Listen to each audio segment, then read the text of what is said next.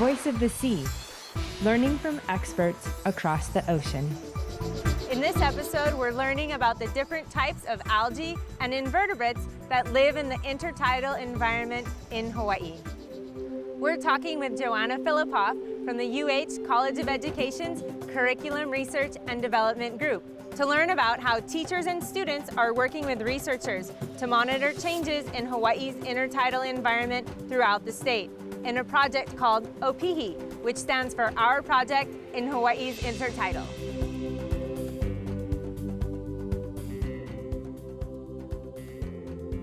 Hi, Joanna.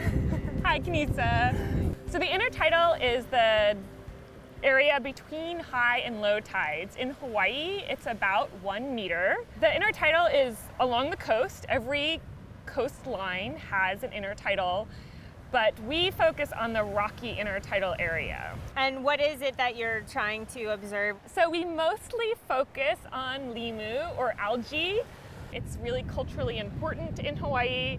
And there's a lot of different species of macroalgae that you can see even at this environment.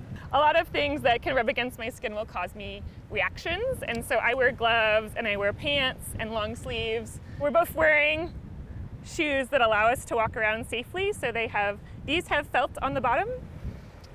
Oh, and I see as we're getting into the wetter area, there's more and more limu growing.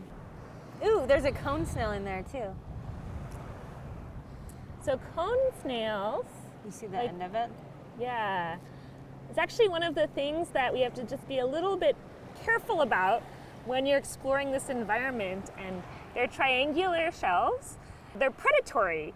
So at the tip of the triangle, you can there's a stinger essentially that comes out and can pierce a prey before the cone snail consumes it. And you just don't want to be on the receiving end of that. Ooh, and look, there's a couple of those green algae, that neomerous one. Yeah, so I've heard this one referred to as goose poop.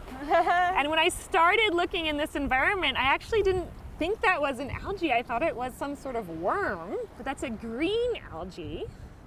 And then this is an algae we haven't seen yet. It's also a green algae, and it's a codium. And the Hawaiian name is Vaivaole, which means rat's foot. Oh, sure. These are some types of Sargassum, or Limu kala. So there's 3 species that we often see in the intertidal, and they can look very different morphology.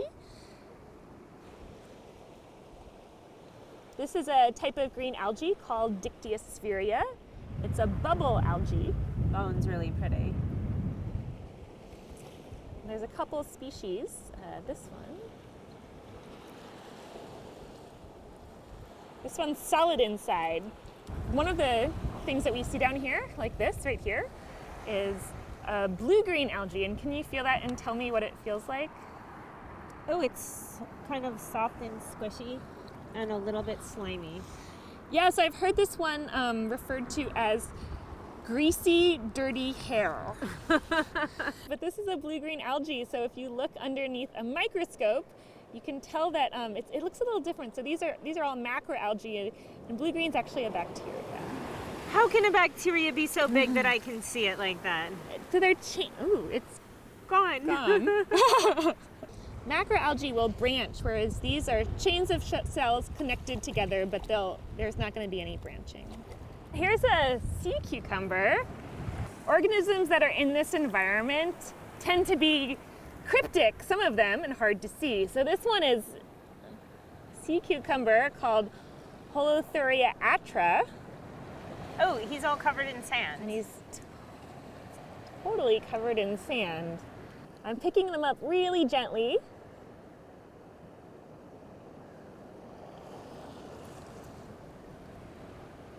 Oh!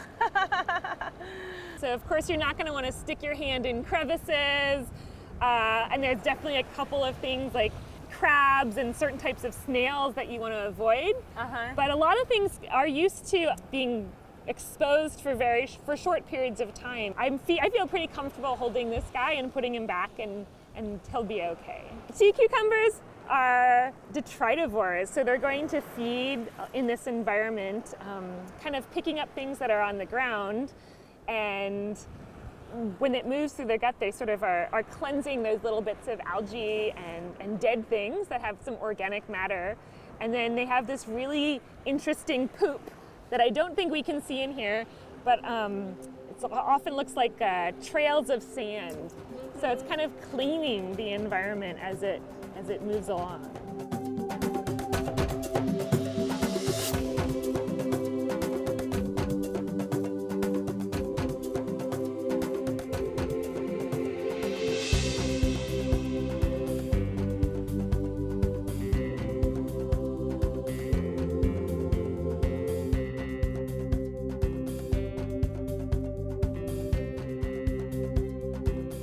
The University of Hawaii's Sea Grant College program, focused on Hawaii's coasts and its communities through sustainable development, safe seafood supply, sustainable coastal tourism, hazard resilience, and healthy coastal ecosystems. Hawaii's Sea Grant.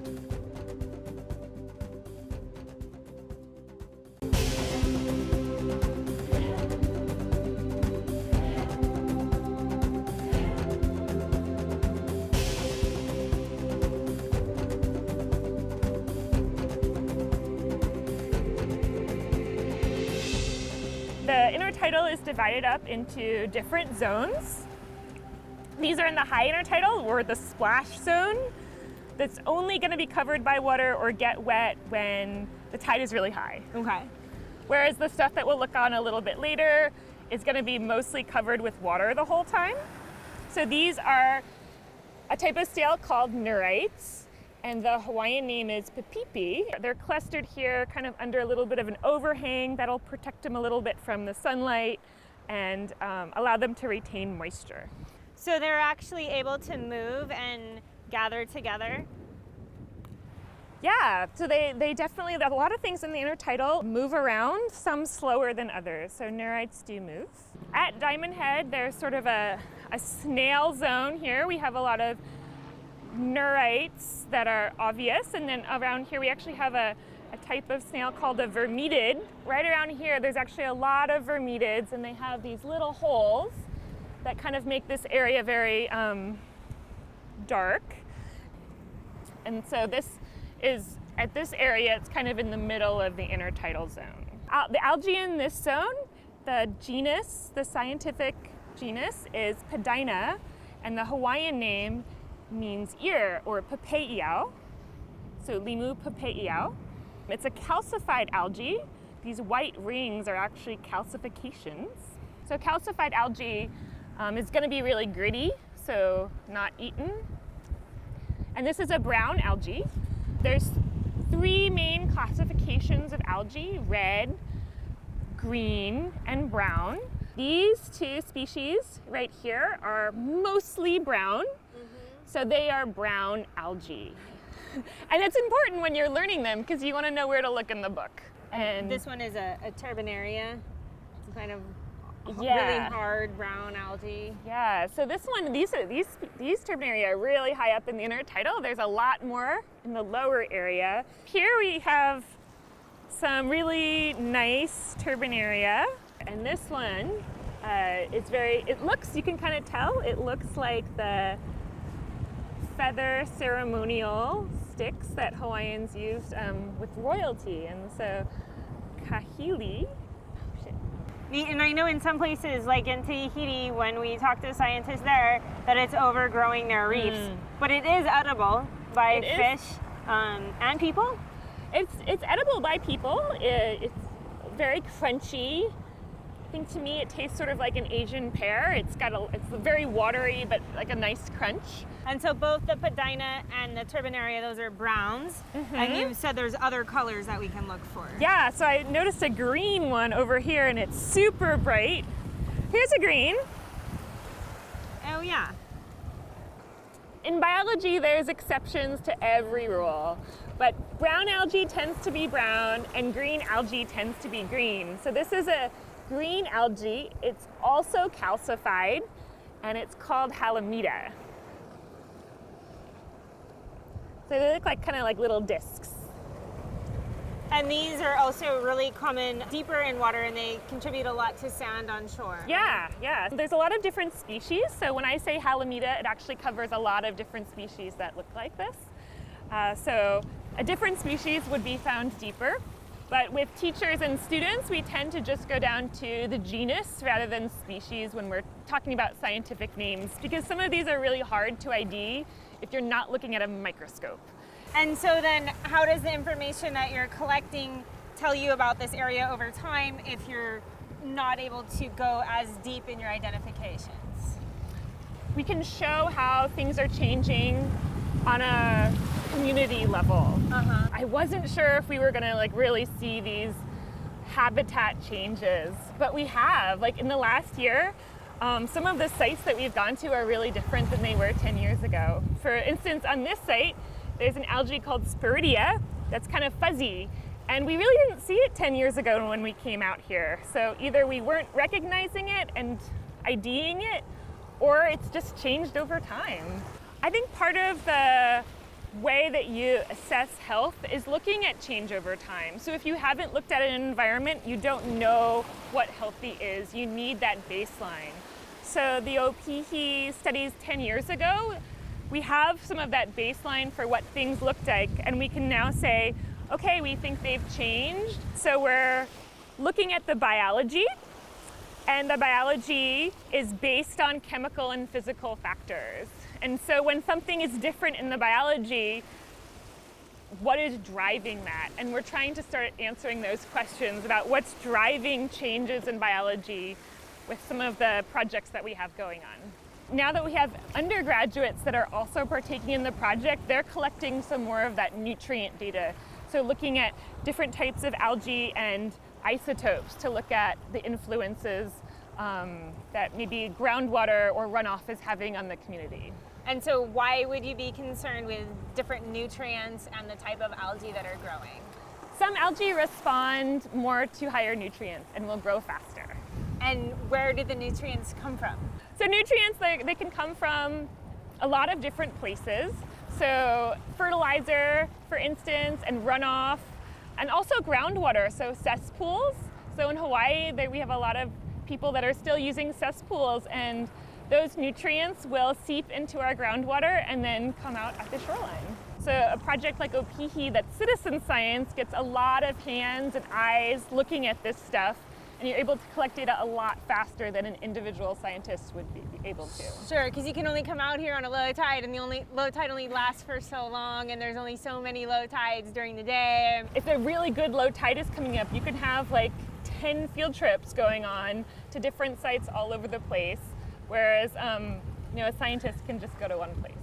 Oh, sure. Let's take a look at some more of the algae. We saw some brown algae and we saw some green algae, and red algae is tricky because it can look brown or green.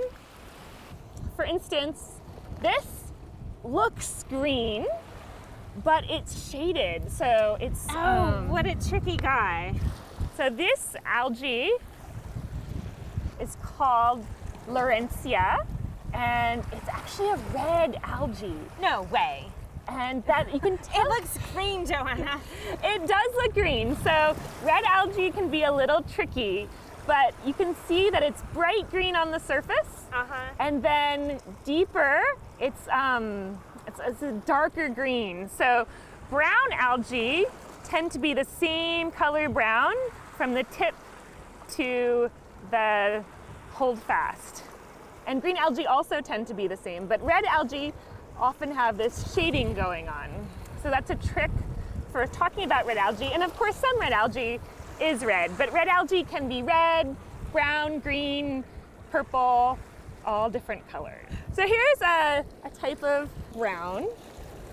This one is called Limu kala. Oh, Sargassum.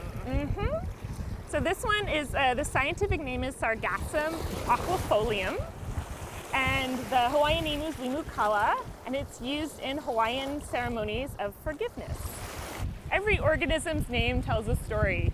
So learning about what it means in Latin or Greek or Hawaiian will help you ID it.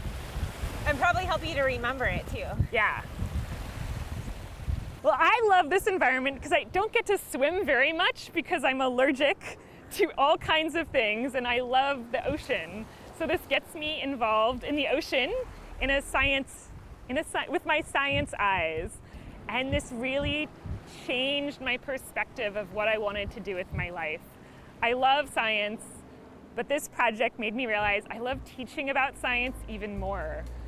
Learn more at voiceofthesea.org.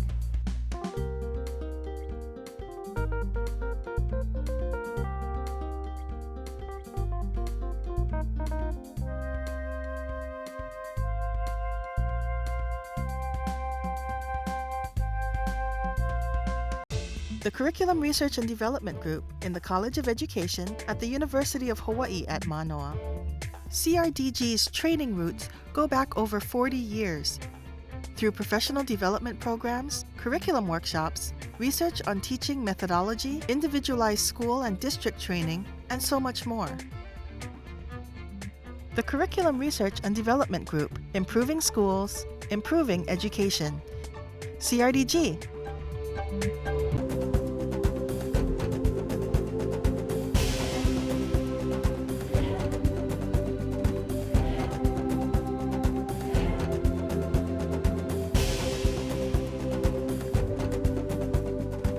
I recently graduated from UH Manoa. I studied marine biology with certificates in marine biogeochemistry and French, just to mix it up. One of the hard parts of working in the Intertidal is everything that you're stepping on is alive. Even if it just looks like a rock, there's snails living on there, there's bacteria, everything here is alive, so it's difficult to study without, like you said, loving your science to death. Can you show me some of the things that you are most partial to, or parts of the intertidal environment that are your favorites? Sure. So, these really pretty big frondiose algae are always fun to look at, but I have a couple personal favorites that I think are really, really cute, just because they're tiny. They're usually in the higher intertidal. I'm looking for Bornatella. I saw some. There's one right here. Yeah, the little balls. So these are a couple of my favorites because they're teeny tiny balls. They're just really cute. Oh, there's quite a few. Yeah. And what was the name of those? They're Bornatella spherica. So if you pick them up, it's just a round ball. Oh, and that's its whole, this green part, that's the whole algae. That's the whole thing. So here we have another species of red algae. It's called Acanthophora spicifera. This is one of the more prolific invasive species that we see here among the Hawaiian Islands. You can find it pretty much anywhere.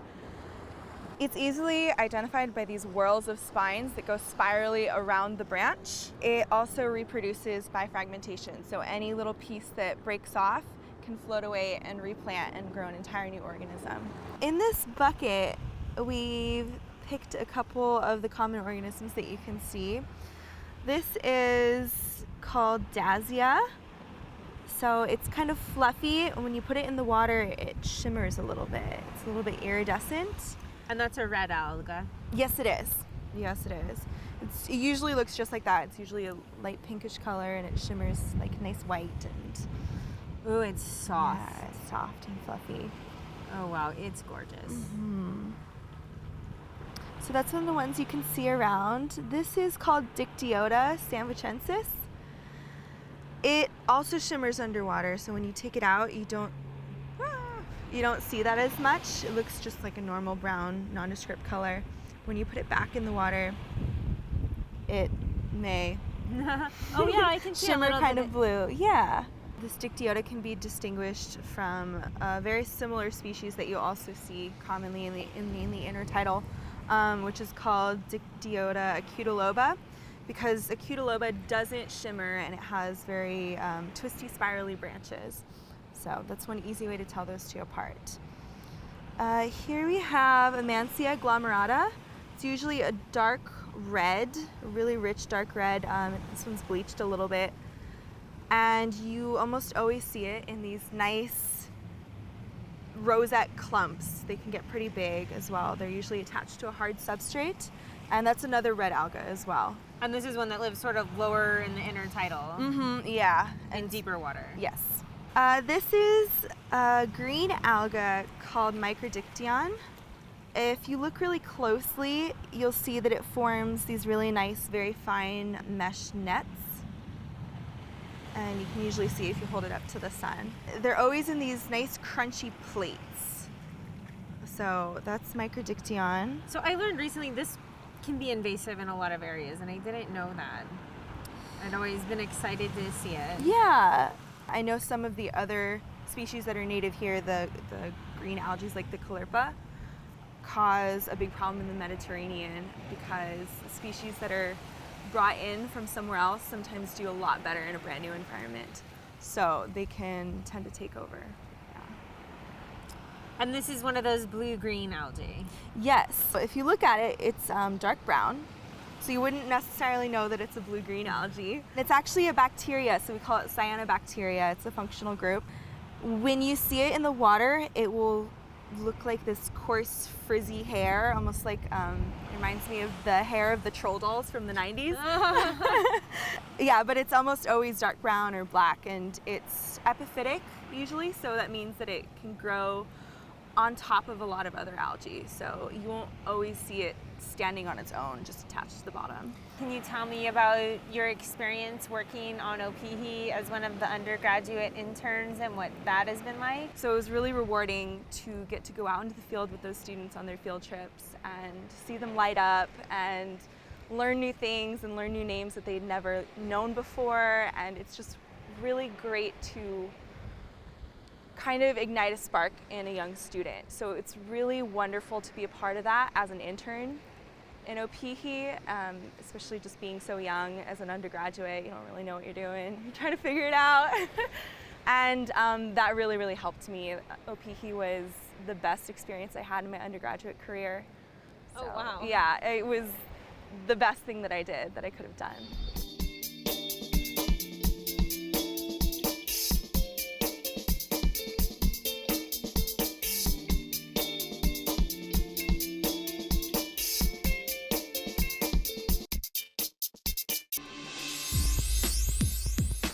Exploring Our Fluid Earth is a dynamic curriculum developed by the University of Hawaii's Curriculum Research and Development Group, teaching ocean science concepts through the disciplines of physics, chemistry, biology, and ecology.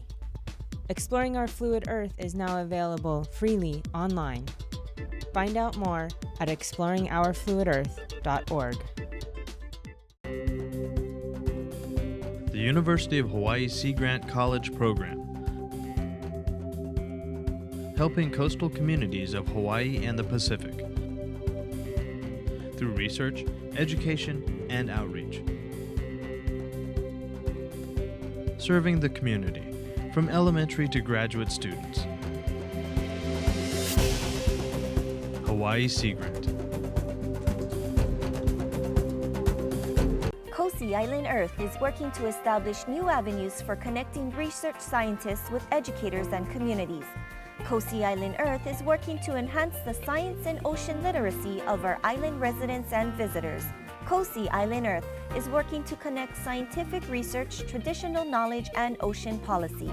COSI Island Earth, bringing together university, government, research, and community partners to enhance ocean literacy and engage all ocean users in stewardship.